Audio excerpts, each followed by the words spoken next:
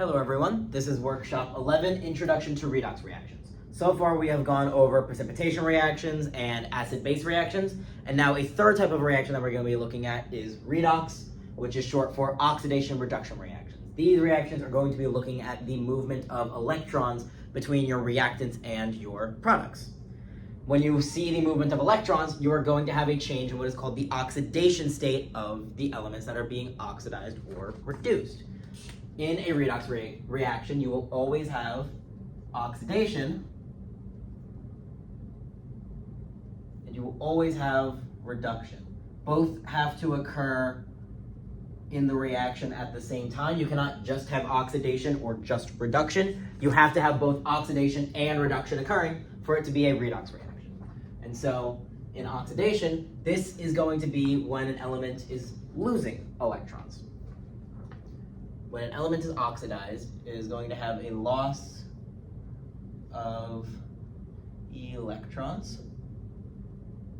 And when reduction occurs, that is going to be a gain of electrons. And you can start to see why oxidation and reduction have to occur at the same time. You cannot just have one or the other. Whatever electrons your oxidized element loses, it is giving those electrons to the reduced element, and so it can gain them. Whatever is lost by the oxidized element is gained by the reduced element. And so loss of electrons, gain of electrons, when we're looking at oxidation state, now remember, electrons are negatively charged particles. If you are to lose electrons, you are losing some of your negative charge, and so you're going to have a more positive oxidation number. Increase in oxidation number. You are losing negatively charged particles, and so your oxidation number increases. Opposite then for reduction. If you are gaining electrons, you are gaining negatively charged particles, and so you're going to have a decrease in oxidation number. It should become more negative. Now, even though we are talking about the gain and loss of electrons, we are not only talking about ionic compounds, because oxidation state is talking about any loss in electron density, not just the loss of an entire electron. Because remember, covalent compounds are going to share their electrons between two atoms, but when a redox reaction occurs, you don't necessarily have to have ionic compounds, because if in one form in the reactant side, let's say the compound, if I were to just give an example, if you have hydrogen bound to hydrogen, the electrons are going to be evenly shared. But if you convert this compound now to HCl, the electrons are not as evenly shared. They are now shifted more towards the chlorine than they are the hydrogen. That is still oxidation. Your hydrogen is going from having more electron density on it to now less electron density on it because they're being stolen away from the chlorine atom here. And so don't think that oxidation and reduction reactions can only happen with metals and nonmetals. It is not just a loss or gain of electrons, it is a loss or gain of electron density as a whole.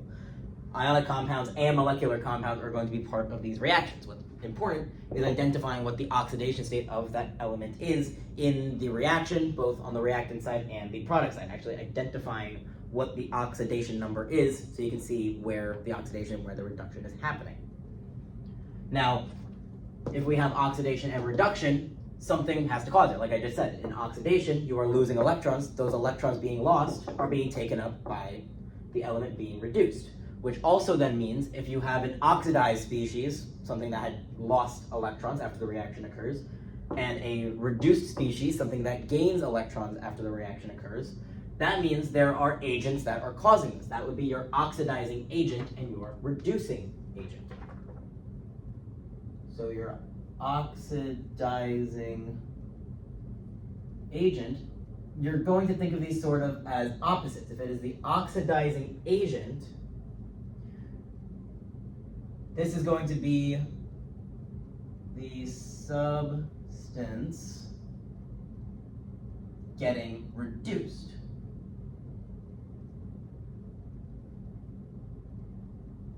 And if you have your reducing agent,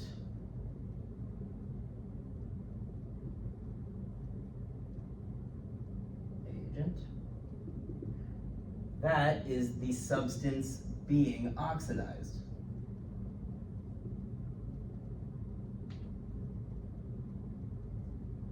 And you can think of this, oxidized, as your reactant side versus your product side. Your oxidizing agent and your reducing agent will always be your reactants. Your reducing agent has electrons to give up, and so it's going to lose electrons. So as a product, it is oxidized, but when it started as a reactant, it had those electrons to give up, acting as a reducing agent, giving up the electrons for the reduced species to actually take.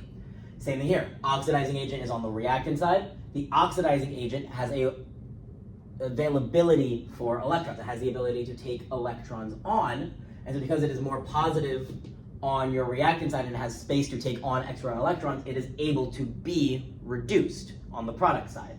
These apply to your reactant side, what can occur to the actual element, what it's able to do, while these will apply to your product side, what happens now after the reaction has actually completed.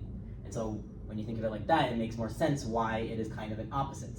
Oxidizing agents is going to get reduced because it has space as a reactant to take on these extra electrons.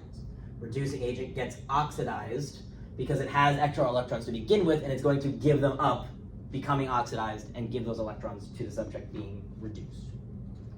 Now, as I just said, oxidation and reduction reactions are not always with ionic compounds. You can have it with molecular compounds as well.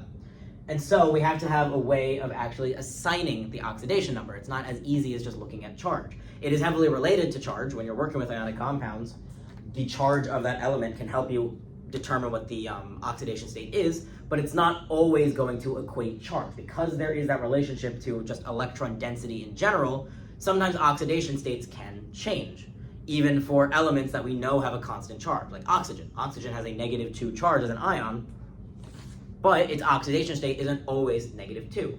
And so there's some rules that we need to go over before we could go into balancing our redox reactions.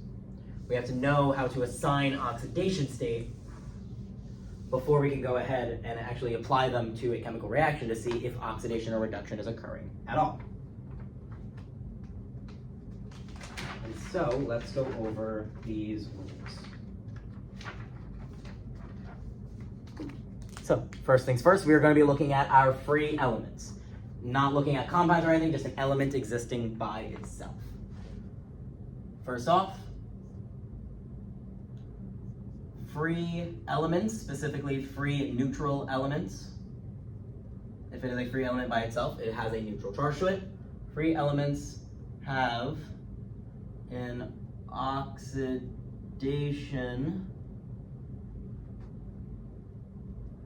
state of 0. This will never change. As long as an element is existing by itself and it is neutral, it is going to have an oxidation state of 0. It is very important to remember the natural state that elements exist in. Most elements will exist monoatomically. So the examples we have here, sodium by itself would have an oxidation state of 0, magnesium would have an oxidation state of 0. If they were ions, they would still have a charge associated with them, but the element by itself is neutral. It has appropriate electron density. It is not distributing it anywhere else or taking any additional electron density on, and so its oxidation state is 0. And of course, don't forget elements that exist naturally diatomically. Nitrogen, oxygen, fluorine, chlorine, bromine, iodine, and hydrogen. Your 7 diatomic elements. And then some of those exceptions we told you guys about at the beginning of the semester. P4 is one of them. So free elements will be 0, and it's a similar case for free ions. Monoatomic ions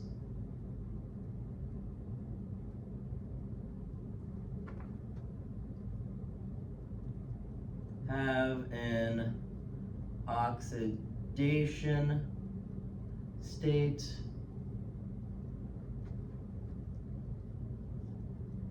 equal to their own charge. I said before, charge is closely related to oxidation states, since we are looking at the movement of electrons. And so if an ion is by itself, there's nowhere for the electron density to go. There's no other elements around it to give it electron density if it's positive. And so if there's no other element to balance out either its positive charge or its negative charge, its oxidation state has to just match its charge. There's nothing else there to counteract it. Now, from rule 3 on, this is where it gets a little more complicated, because we're not looking at lone ions or lone elements anymore. We are looking at entire molecules. And so 3A and 3B, sorry, it's not just 3.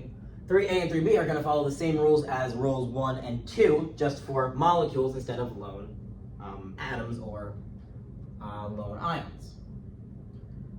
The sum of oxidation states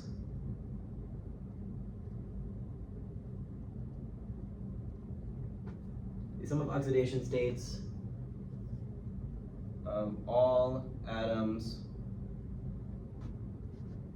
I'm writing a little crooked, sorry, of all atoms in a neutral compound is 0. This is similar to when we are writing a compound based off of the name. Oh, this is like very crooked, sorry. I'll fix this as I continue to talk. But remember with our naming rules, when you go to name a compound, first you write out just what the elements are, but then you have to look at their charges and make sure they're balanced out, because in a neutral molecule, the charges of the ions cannot be greater than or less than 0. It's a neutral molecule, they are balancing each other out. The same thing applies with oxidation states. The oxidation states, if you have a neutral molecule, that means the elements that are in the molecule are balancing each other out. You have a more positive element with a more negative element. They are able to share the electron density appropriately to make the entire compound itself neutral.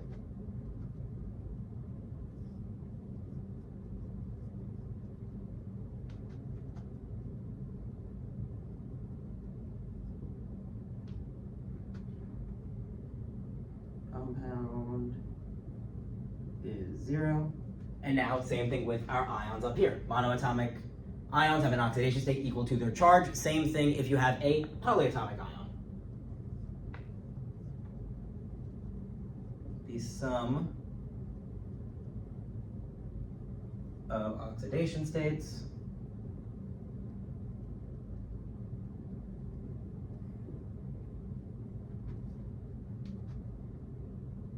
of all atoms in a polyatomic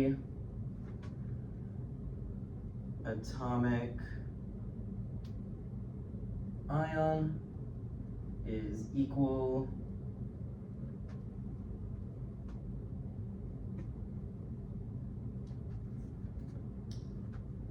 to the ion's charge. Right? So we take the same rules as rules 1 and 2, we just apply it to compounds and polyatomic ions instead of just to the atom itself. This is also crooked, but at this point I'm not going to try to keep fixing it. It will waste time.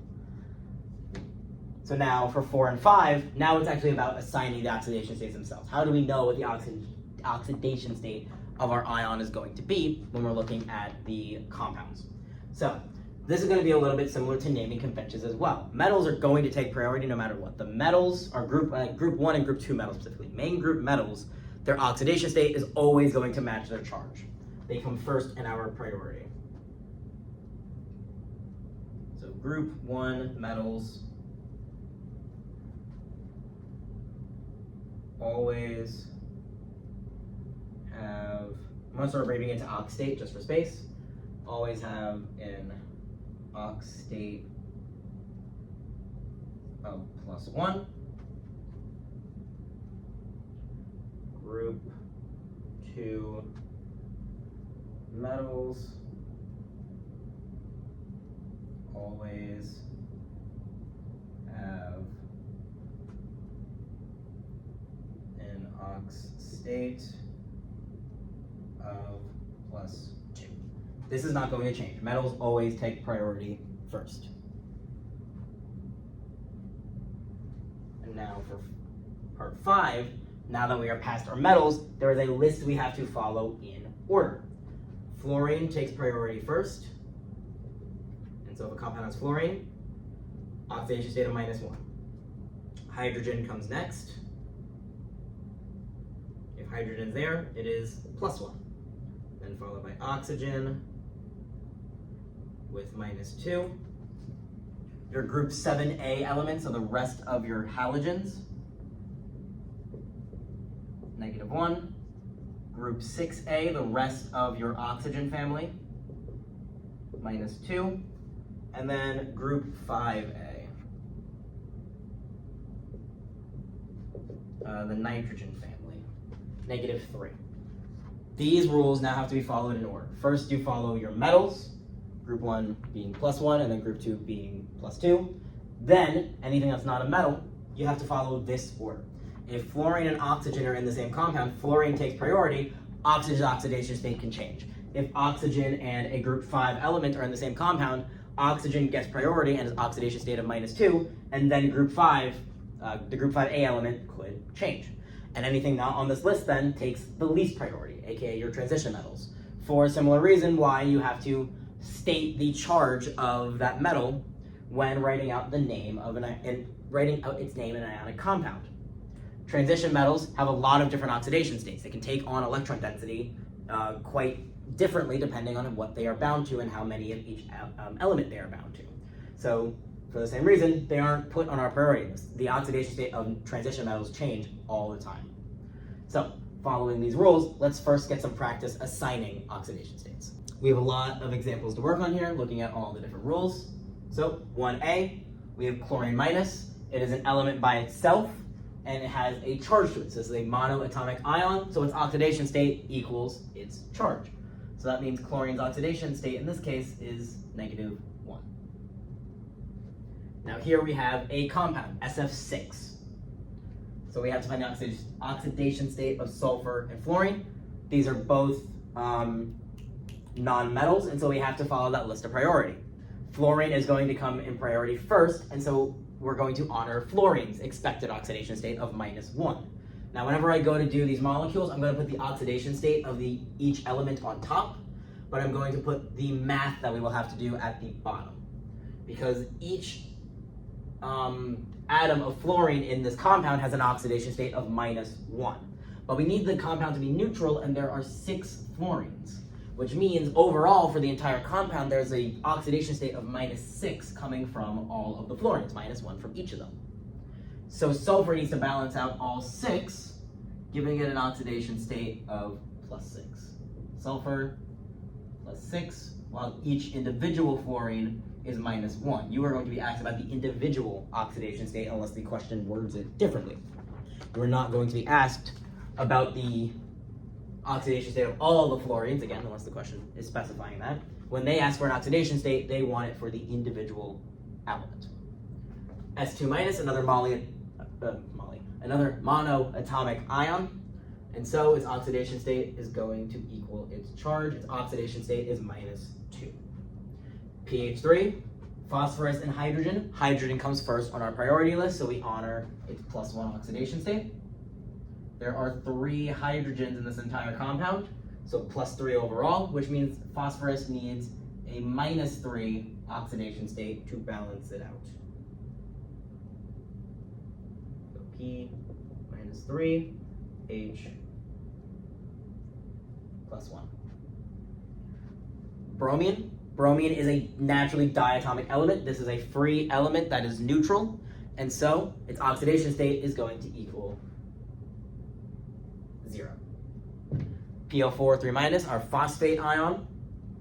Oxygen takes priority over phosphorus, and so we honor oxygen with -2 for its oxidation state.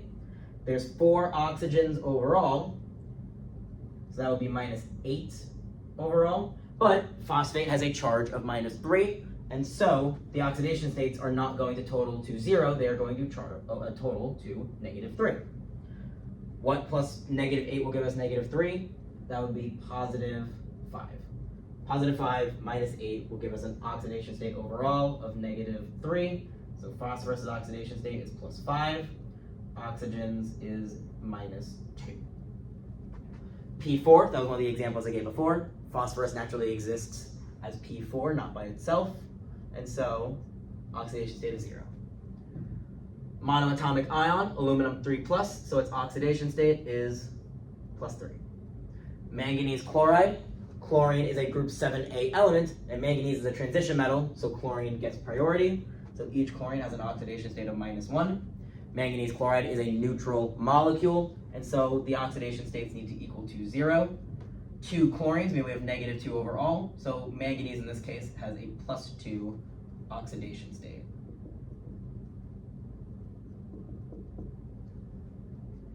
But now we're going to see that there's a lot of compounds with manganese, and it often is going to vary quite a bit. So for MnO4, this is permanganate ion. Oxygen takes priority over manganese since manganese is a transition metal, so oxygen is -2. There's 4 oxygens overall, so -8. And we have a charge on this ion. It's a charge of -1, so our oxidation states need to add up to -1. There's only 1 atom of manganese, so that means manganese has to have a +7 oxidation state. Oxygen -2, remember, only for the element on its own, not all 4 of them summed up. Same here, MnO4 now 2-. So again, oxygen takes priority, and there's -8 overall, but now our oxidation states have to add up to -2. So instead of being +7, our manganese has to be +6. +6 minus 8 will give us our -2. Both compounds use manganese and oxygen. Both compounds use the same amount of manganese and oxygen. But by changing the charge, we end up changing manganese's oxidation state. And now last one, oxygen again will take priority. There's only 2 oxygens now, so it's -4 overall, which means since manganese oxide is a neutral compound, it has to equal 0. So manganese's oxidation state is +4. All use manganese in their formulas, and yet all 4 compounds have a completely different oxidation state for that manganese ion. Meanwhile, oxygen stays consistent the entire time. Oxygen takes priority over your transition metals every time. Now looking at H2O, based on our list from before, since neither of these are metals, hydrogen takes priority over oxygen. So we honor hydrogen first. There's 2 of them, so it's +2 overall, and we need this to be neutral. So that means oxygen has to be -2. There's only 1 atom of oxygen, so that is oxygen's oxidation state. Hydrogen, each one is +1, and this 1 oxygen has to have an oxidation state of -2 to balance out the 2 hydrogens. But now look what happens with hydrogen peroxide, H2O2. Hydrogen still takes priority, so it's +1, and there's 2 hydrogens, so +2 overall. And so again, overall, oxygen needs to have a -2 oxidation state. But that is the overall oxidation state of all of the oxygens. Since there are 2 oxygens, and this is where we're just doing the math, we have to divide this -2 across our oxygens. So it's like how here, it's a +1 oxidation state for hydrogen, and so it's +2 overall. You divide that +2 across both hydrogens. You have to spread this -2 out across both oxygens. To make this math work, oxygen only has an oxidation state of -1 in this case, -1. Since there are 2 atoms of oxygen, it can only be -1, otherwise it would be too large. If we kept it at -2, we would not get the correct oxidation states to balance. We'd have -4 here instead. So always be mindful of your priority rules and pay attention to how many of each atom you have. You have to take the overall oxidation states when balancing out the math and divide it by however many of that atom you actually have in the compound. Now, for this compound here, there's a few ways you can do it. You can either do the oxidation state of the polyatomic ion on its own, or you can do the oxidation state of each individual element that is in here. Both will give you the same answer. But yeah, the polyatomic ion will take priority over silver because it is a transition metal. But if we want to apply the rules that we were using before, we still can, because you would still follow the order of priority until you get to your last element. So between gold, nitrate, and oxygen, oxygen takes priority first with -2, then nitrogen would take priority with -3, leaving gold to be the last one that we have to figure out. Again, we have to take into account how many of each atom we have. There's a 3 on the outside of this parentheses, And so we have to distribute that accordingly. 3 times our -3, we have -9 from our nitrogen. 3 times 3 means we have 9 oxygens. Times our -2, we have -18 from every single oxygen. And this all has to become neutral. And so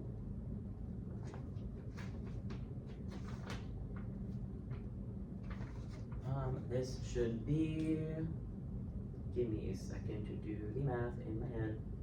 I think I might have added some numbers wrong here, just a second.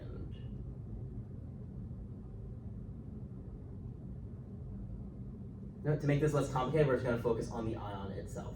It is possible to do it with the atoms, but as you can see, the numbers start getting much larger, it starts to look more complicated. If you have a metal with a polyatomic ion, you can treat the polyatomic ion as its own species, and so its charge will equal the entire ion's oxidation state. So this will overall equal -1.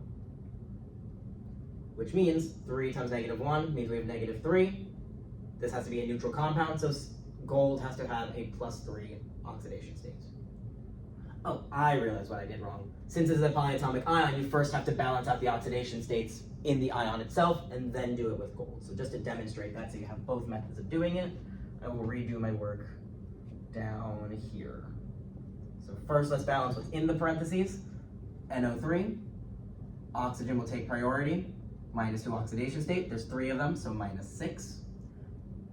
Nitrate ion normally has a charge of -1, so this has to equal -1, which means nitrogen has to have an oxidation state of +5. And you can see from the math we just did here why you can just say, oh, the ion on its own is going to have an oxidation state of -1. Because when you go to balance what is in the parentheses first to then balance the rest of the compound, you end up with a -1 charge for just the polyatomic ion, so you can substitute that in. But if we apply these oxidation states here now, nitrogen with a +5, oxygen with -2, and now we go to solve for gold, now the math will work. It is not the -9 that I had before, because I was following the rules incorrectly. 3 times 5, we have +15. 3 times 3 is 9, times -2 is the -18 we saw before, and this has to be neutral. Now it makes sense that gold is +3. So sorry about my mistake before. The correct way of going about it when you have multiple elements, at least when you have polyatomic ions, is to first balance the polyatomic ion and then go from there. Either say, okay, I know the charge of this ion has to be -1, so I can just substitute that in because my oxidation states will eventually sum up to -1 by the end of it, or show all the work for balancing out the ion, plug in the individual oxidation states, and do the math as we have here. But again, since you know that by balancing the polyatomic ion, you will end up equaling out to the charge of said polyatomic ion, you don't necessarily have to do it this way. You can just substitute in the charge of your ion, and that would be fine. But that also depends on what the question is asking for. If the question was asking for the oxidation state of gold and nitrate, then yes, you can substitute that in already and not have to do the math this way. But if the question is asking for the oxidation state of nitrogen, you have to know how to break this apart, how to break it into the polyatomic ion, balance that first, find that nitrogen is +5, and then go into the rest of the compound to figure out what gold is. Yeah, again, sorry for the misstep at first. The way that I went about doing it is how you're supposed to go about doing it for NaOBr here, when you don't have a polyatomic ion to work with. Because this has 3 elements, and so in this case, since we don't have a polyatomic ion to balance, we are going to follow just the list in priority until we get to our last element. Sodium is a metal, so that has to take priority, so that's going to be +1. And then between oxygen and bromine, oxygen takes priority, so it's -2. When there's a metal involved, you follow rule 4 first, and now the last 2 elements that we have are both part of rule 5, so now we can still play around with the list of priorities. So +1 -2, this has to equal 0. And so that means bromine has to have a +1 oxidation state to make sure everything stays balanced.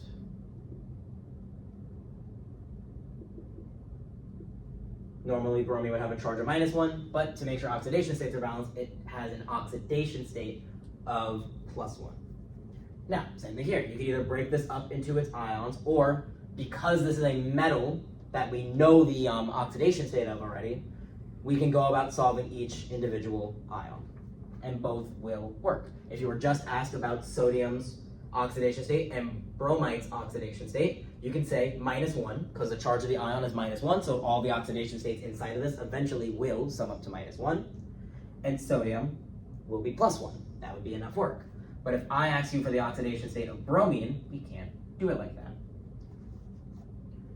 For 1O, you have to balance out nitrate's oxidation state first, because because gold is part of Rule 5. All three of these elements are part of Rule 5, so you can't just use the priority list as is read. But since sodium is part of Rule 4, we don't have to necessarily break this down into parts. We can already say that sodium will be +1, we know that for a fact, and then we're just left with two elements that we don't know the oxidation state of, and so we can use our priority list as expected. Oxygen will take priority over bromine. There's 2 oxygens, so -4 overall, and +1 from our sodium. This equals 0. And so, for our 1 bromine, it has to have an oxidation state of +3. And A is +1.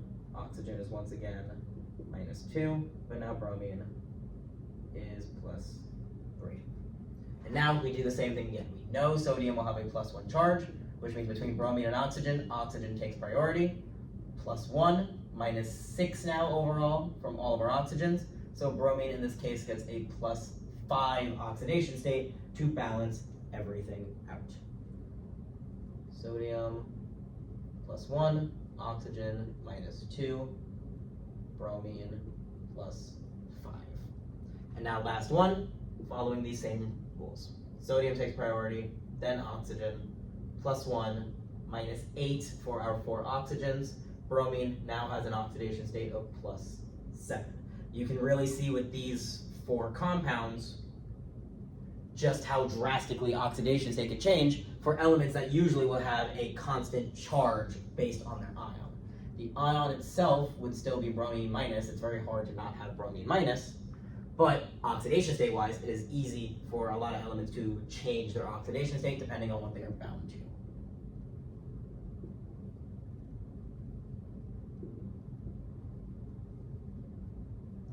All right, now on to titanium sulfate here. Again, we have a metal of unknown charge, it doesn't fall on our priority list, and a polyatomic ion. And so there is 2 ways to do this.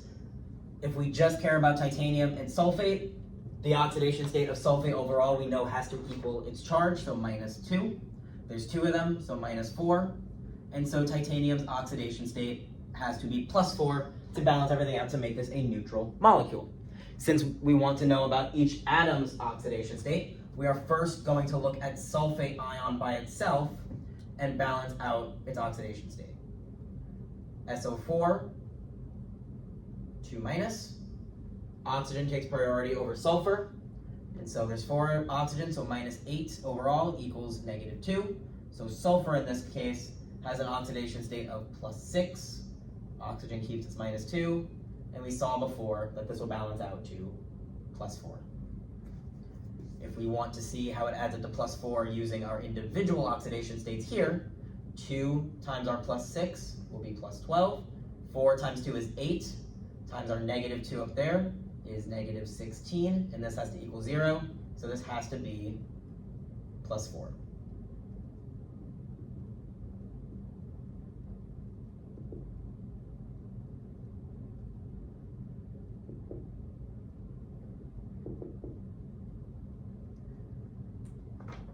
Now our last 2 compounds are oxygen and fluorine. Fluorine is first on that priority list on step 5, so fluorine will take priority and have a -1 oxidation state, -2 overall, this has to equal 0. Oxygen has to be now +2. So before, we saw oxygen changing from -2 to -1. Now oxygen in this case is positive. The only way for oxygen to balance out is to have a positive oxidation state.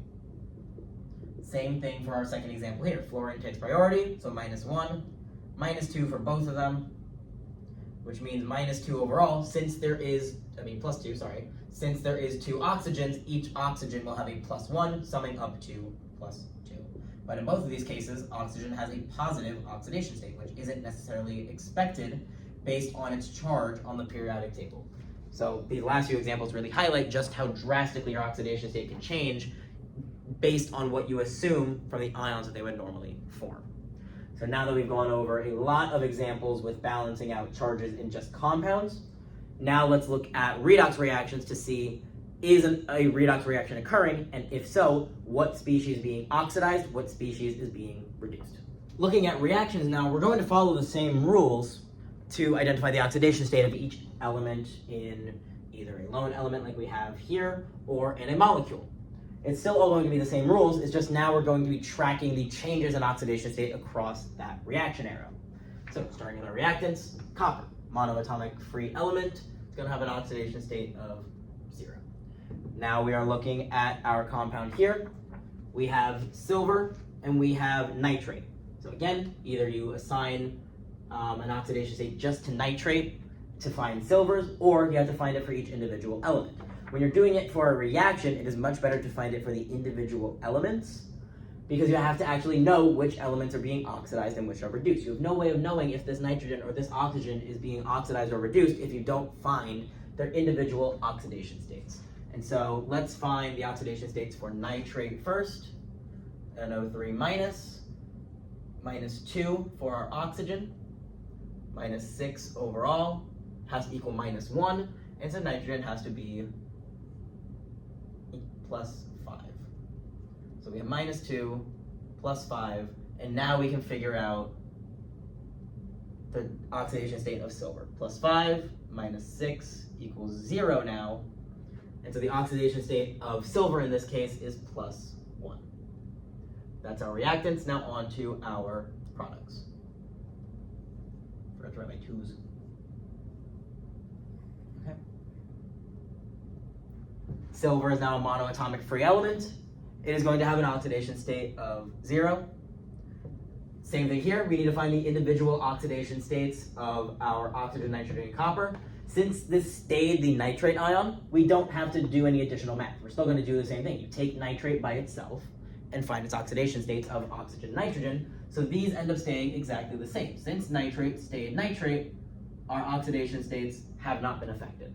And so again, now there's a 2 on the outside here, so 2 times our +5, +10. 2 times 3 is 6. 6 times -2, -12. This is a neutral compound, and so copper has to have an oxidation state of +2. So to identify a redox reaction, we need to see that something was oxidized and something was reduced. Something became more positive in oxidation state between being a reactant and a product, and something became more negative in oxidation state from becoming a reactant to a product. Nitrogen and oxygen are not being affected in this reaction, at least redox-wise.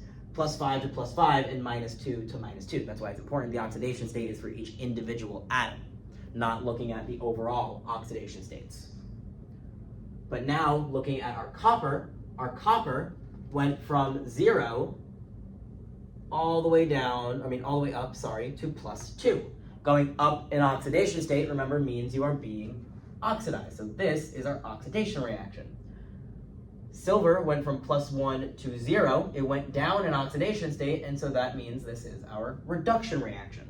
And so now, to assign what is oxidized, what is reduced, what is the oxidizing agent, what is the reducing reagent, remember, your agents are going to be on your reactant side. They have the ability to cause reduction to happen. They have the ability to cause oxidation to happen. And so we have to then first identify what is being oxidized and reduced, and then remember, think in opposites. Since copper is the one that was oxidized, oxidized and reduced, and so we also said that what is oxidized, what is reduced is on our product side. Since our copper went from 0 to 2+, copper became oxidized. Copper 2+ is what was oxidized, which means what was oxidized is the reducing reagent. Copper originally had extra electrons, or maybe not, let's not say extra electrons, but copper had enough electron density to give them up to then allow itself to be oxidized, which means our reducing, I should not write it like that. Our reducing agent is the copper itself. The copper on the reactant side was oxidized into copper 2+, and so it was the reducing agent. It was able to give up electron density. So now the opposite is true for our silver here.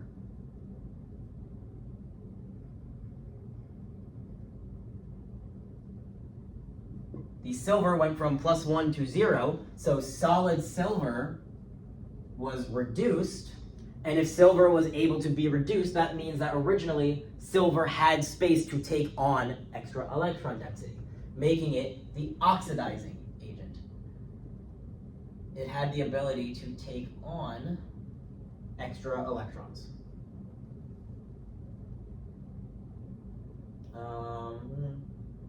It's actually probably better, I'll leave it as 2+. Just be careful with your answer choices. They might just write it a little bit differently. I want to say AgNO3 is our oxidizing agent. Oh, this doesn't need parentheses. But then copper 2+ ion is our oxidized. Sorry. Getting my words correctly. The agents are the entire compounds. Solid copper is the reducing agent. Silver nitrate is the oxidizing agent. What is being oxidized and what is being reduced is looking at the specific ion itself. The entirety of copper nitrate was not oxidized, just copper was oxidized. There we go. So looking at part B, we're going to do the same work. We got a compound here, so we have to look at our priority rules. Oxygen takes priority over carbon, so oxygen gets -2. There's 2 carbons, so -4 overall. Has to equal 0, so carbon's oxidation state is +4.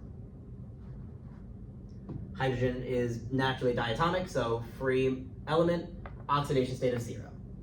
Same thing here, oxygen takes priority over carbon, so -2, but now there's only 1 oxygen, so it's -2. It's only 1 carbon, so we only need a +2 oxidation state to balance out carbon monoxide. And now between hydrogen and oxygen, hydrogen takes priority, so +1. There's 2 of them, so +2. And for it to equal 0 overall, this 1 oxygen has to have an oxidation state of -2. So now let's look at what is happening with our oxidation states. Oxygen stayed as -2 the entire time, so that's not part of our redox reaction. But carbon went from +4 to +2. Even though it is still positive, that's still a reduction in oxidation state. You don't have to go from positive to 0 or positive to negative. You don't even have to start at a positive number. As long as you get more negative of a value, that is reduction. And so carbon in this case was reduced. And so hydrogen, going from 0 to +1, that is oxidation, an increase in oxidation state. So again, we're first going to identify what was oxidized and reduced. We said hydrogen was oxidized, and so looking at the product side, that's hydrogen with a +1 oxidation state, or just plus, you would see it. Because again, what is being oxidized, what is being reduced is looking at the product side, but looking at the ion specifically, or element if it's by itself, like it was for copper, as it was for silver. And we said that carbon was being oxidized. Since we're looking at the product side, carbon 2+. Oh, I wrote it backwards, sorry. We said carbon was reduced and hydrogen was oxidized. My bad. So yeah, hydrogen was oxidized to +1, carbon was reduced to +2. Sorry about that. Now that we have those sorted out, we can look at our oxidizing agent and reducing agent. And so again, if hydrogen was oxidized, that means originally on the reactant side, it had electrons to give up, meaning that H2 is our reducing agent. If carbon was reduced, that means that in carbon dioxide, it had space to take on more electron density, and so the carbon dioxide is the oxidizing agent. Now on to question C. We have the chromate ion, oxygen is going to take priority over chromium. So it gets -2 oxidation state, -8 since there are 4 oxygens, has to equal to -2. And so chromium has to have an oxidation state of +6. Hydrogen is a lone ion, and so hydrogen has an oxidation state of +1. Now we go on to our product side. This is now the dichromate ion. Oxygen still takes priority, so -2. There's 7 of them, so -14 overall. And this has to equal -2. So both chromiums have to add up to a +12 oxidation state, but there's 2 chromiums, so that's +6 for each chromium. +6 from one, +6 from the other, they sum up to 12. And now with water, we already know the oxidation states from water from before, so I'm just going to fill those in. I'm probably going to do that for a few of these species. Anything we've already covered that's on the board currently, I will just fill in what we already know. So now, looking at this, oxygen stayed -2 on reactant side and product side, chromium stayed +6 on reactant side and product side, and hydrogen stayed +1 on reactant side and product side. Nothing changed in oxidation state. There was no oxidation or reduction. No redox. This is not a redox reaction. It's some other type of reaction, but it is not a redox reaction. Sometimes that is possible, just like how with the precipitation reactions, you don't always need a precipitate to form.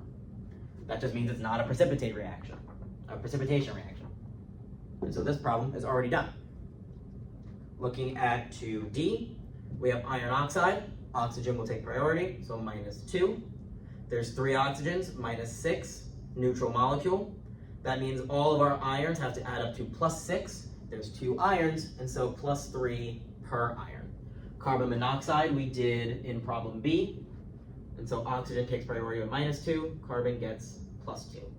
Iron is an atom by itself, it is neutral, and so its oxidation state is 0. And same thing with carbon dioxide. Oxygen we said takes priority with -2, there's 2 of them, so -4, carbon needs +4 overall. Oxygen stayed -2 the whole time, so it's not being oxidized or reduced. That tends to be the case with oxygen. It's pretty often that oxygen does not change oxidation state, but you should always check. But iron went from 3 to 0, so iron is being reduced. Carbon went from +2 to +4, so it is being oxidized. So identifying our different agents, oxidized and reduced. We said that carbon is being oxidized, so carbon 4+ specifically.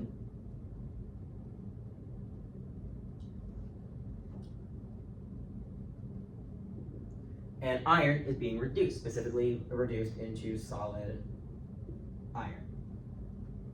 Now looking at our agents,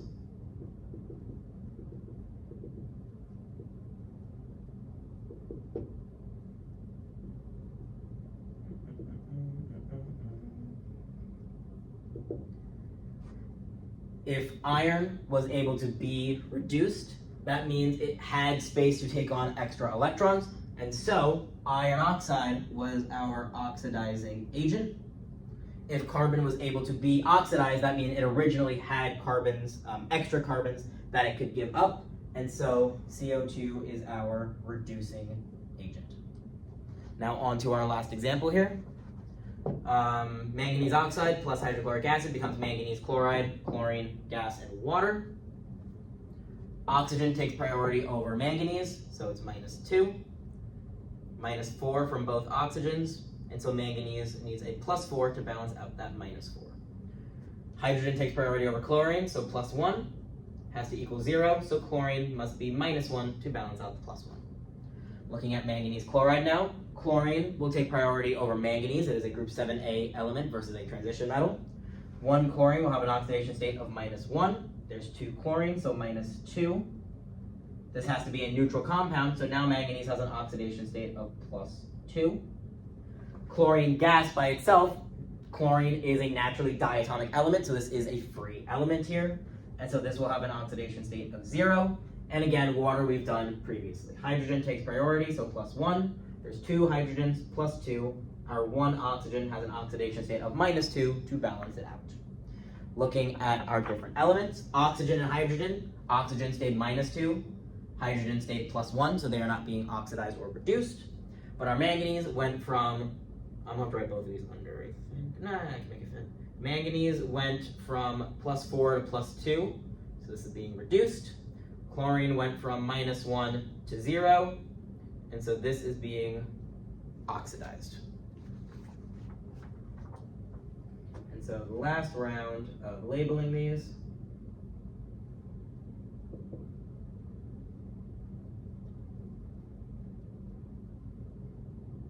We said that chlorine was oxidized. It went from -1 to 0, so Cl2 is being oxidized. Our manganese went from +4 to +2, so specifically looking at the manganese on the product side, our manganese 2+ ion was reduced. Now looking at our agents.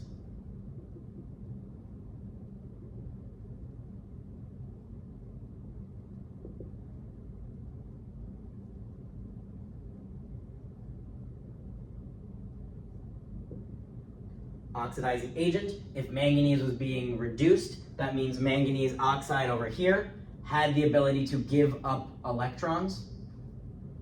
And so manganese oxide is our oxidizing agent.